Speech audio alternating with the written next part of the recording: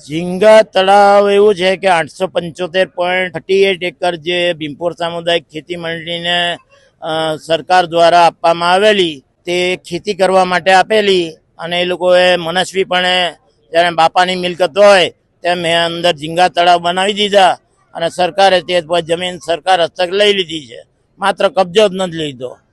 હવે તે સંજોગોમાં ત્યાંથી ન અટક્યા અને ત્યાં મીઠી ખાડી અને ખજોદ અને દરિયાની અંદર 4-4 કિલોમીટર સુધી ઘૂસ્યા અને તે સરકારી જમીન અતિક્રમણ કરીને ત્યાં બી ઝીંગા તળાવ પૂરી દીધા ને મીઠી ખાડી પૂરી દીધી, આખી મીંડોળા નદી પૂરી દીધી. તો વરસાદનું પાણી જવાનું કાં? ભીમપોર, આહવા, ખજોદ, ગભેણી, બુડિયા, દીપલી વગેરેમાં વરસાદી પાણીનો ભરાવો થશે અને એ જ પૂરનું પાણી મુખ સાંકડું થઈ જવાથી રિફ્લેક્ટ થઈને શહેરમાં આવશે. શહેરમાં 2006ના પૂરની જે પરિસ્થિતિ થયેલી તેવી પરિસ્થિતિ ફરી નિર્માણ થવાનો સંભવ છે.